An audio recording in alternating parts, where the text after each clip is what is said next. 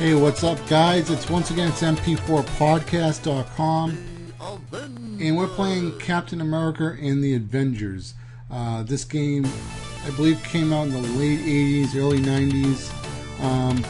It's for Super Nintendo, Sega Genesis, and I am playing the Sega Genesis version, which is a pretty damn good port. I think the Super Nintendo one, the controller wasn't as good. I could be wrong about that. But I'm going to have a gameplay slash review video on that probably in a couple of days. But I have to say the Genesis one is a damn good port. It plays great, great controls. You have 4 characters, and when you run out of life, like if Captain America, I guess, dies 4 times, you know, you can switch over to another character. So it's pretty good. I mean, you have 4 characters, so once you run out, you can go pretty far in the game. I like to play Captain America and Iron Man. Those are my 2 favorite characters to play. Now, some of you guys may know that they were working on an Avengers game for the movie, but it was, who was it? It was THQ who had the license. They had to cut their staff by 200, and they decided to axe the Avengers game. It was a first-person slash adventure game, kind of. It wasn't a shooter. Well, depending on what character you were playing, maybe Iron Man could have been considered a shooter with his lasers, coming out of his palms and stuff. But the Hulk, basically all you saw was his fists, and he would just, smash. You just smash with his fists, pretty much. And that guy is a X-Men. That's that guy that runs fast like the Flash. Can't quite remember his name. Now, for some of you guys who are new to Marvel superheroes and so, this is the original Marvel Universe characters. And DC also has multiple DC universes, but the DC universes, they cross over for one another. Marvel's universes don't really as much. Now, there is the Ultimate Universe, where the Avengers are called the Ultimates, not the Avengers, and they were never supposed to cross over. But I guess after 4 or 5 years, the Avengers, the Ultimates comic book series wasn't doing that well, and they decided to do a crossover with the Ultimate Universe and with the Marvel Universe. Now, regular Marvel Universe, Nick Fury is white, and David Hasselhoff from Baywatch played the Nick Fury or the S.H.I.E.L.D. movie. It was made for TV. It's kind of cheesy, okay. Nothing amazing, but if you were like a Marvel geek, you probably maybe have a copy, on VHS or something. I don't know who would do that. Maybe I would. But in the Ultimate Universe, Nick Fury is black. And one of the reasons why they're taking characters, switching them over to white to black, there's more than one reason. But one, they want to say, they want to be a little bit more diverse. That's true. But one of the real reasons is why characters are, changing nationalities. It's very simple. Nobody at Marvel will create any new characters. So let's say Marvel wanted to, let's say Nick Fury wanted to retire. And they're like, all right, how about we put a black guy in charge of S.H.I.E.L.D.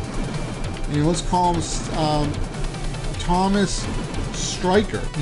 I'm just making up a name right here. Thomas Stryker.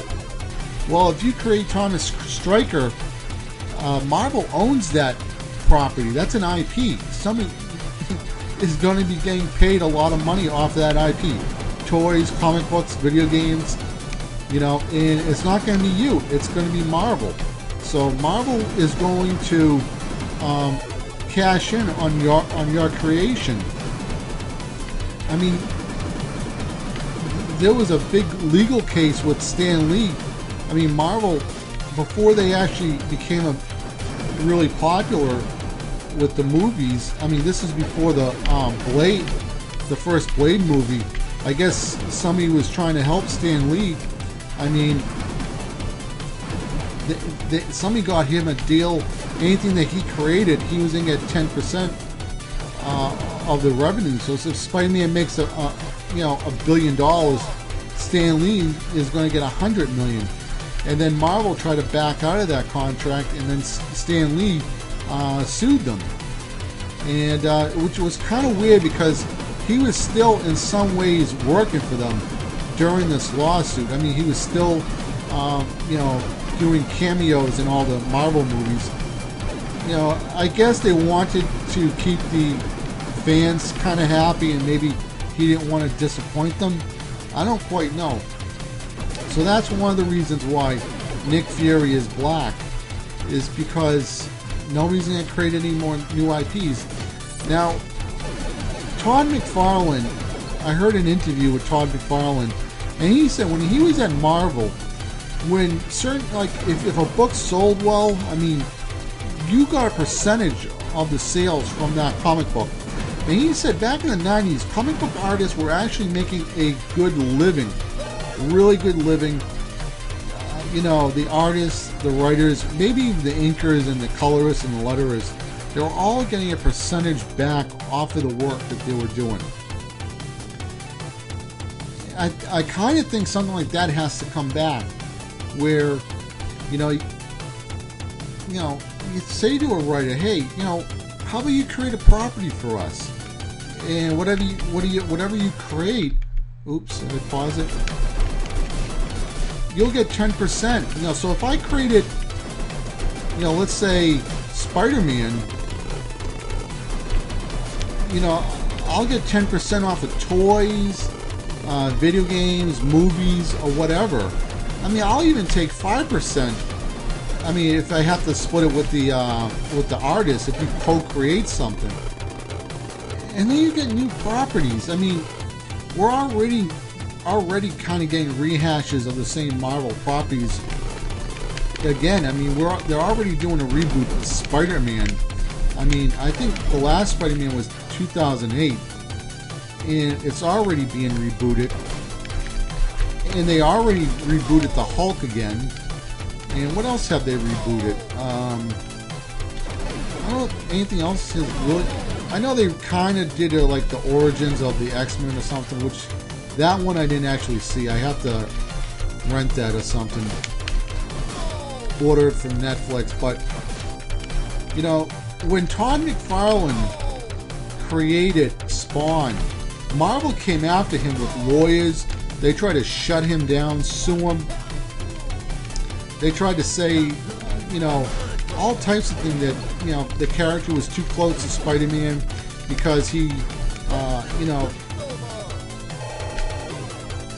basically stands on top of buildings like Spider-Man does. Batman does that too, and the Daredevil does that. And I guess Robin from Batman from time to time does that. And these companies are really vicious. So if you try to go out for yourself, back in the 90s when Todd McFarlane was selling 2 million copies of Spider-Man, he started selling like 1 million copies of Spawn. And at one time, Image Comics was the #1 selling comic book company at that time. Because a lot of people were really into the artists and the writers and stuff. But I mean, mostly Image at that time was all artists. So they just came after them, and they try to sue people and stuff. It was real, extremely dirty stuff. Let me see if I can take this guy out. And also, just to let you know, Marvel and DC tried to sue a comic book company because it was called Superhero Happy Hour, It was kind of like a comedy comic book about superheroes hanging out at a bar, you know. So imagine, you know, Cheers with superheroes hanging out at the bar at Cheers, or kind of like The Tick. And it was called Superhero Happy Hour. And Marvel and DC got their lawyers and claimed copyright on the word superheroes. They co-own the word superheroes. Now the word superhero has been used way before like Marvel even existed.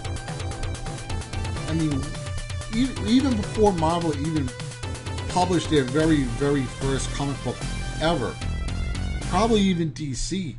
And you can't use the word superhero anymore. You can use the word like heroes or something, but it's a compound word. I mean, I think it's disgusting that they own all this stuff and they're dirty companies and stuff like that. But everybody doesn't know that, you know, the dirty stuff that goes in the background of these companies. Oh, I love Iron Man, you know, all this other stuff. But you know what? Think about Stan Lee and how much that he created. You know, Iron Man. He's not. I mean, yeah, he's getting 10% of it now, but Marvel didn't even want to pay him 10%.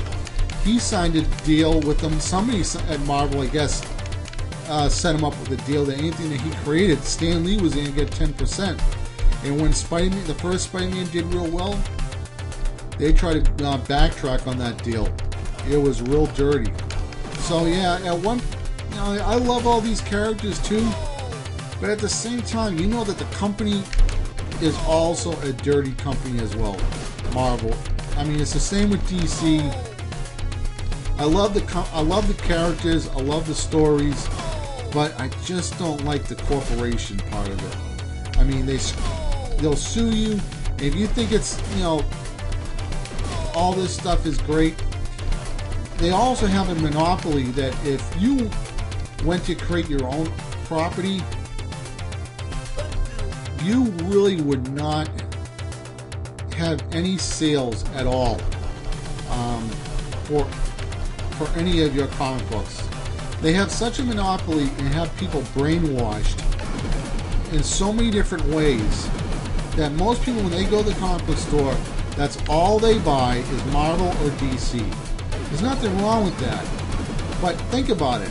At one point, every comic book was somewhat of an independent comic book. Alright, The Walking Dead is an independent comic book, and the guy who created The Walking Dead has another comic book called Invincible, which is an awesome, awesome, awesome superhero comic book. So, you know, oh, I mean, I really got hit on that one. But just think about it. Every now and then, you have to sit back and think that these companies, they're just about themselves. So, am I slowing down here? Probably coming to another boss. Alright, here we go. This is going to be the last stage I play. I highly recommend you go over to eBay. Pick up this game if you like it. It's for the Sega Genesis. There's also a Super Nintendo one. I'll try and get you guys a gameplay of that one so you guys can make an educated guess as well. And I'm actually kicking some ass right here.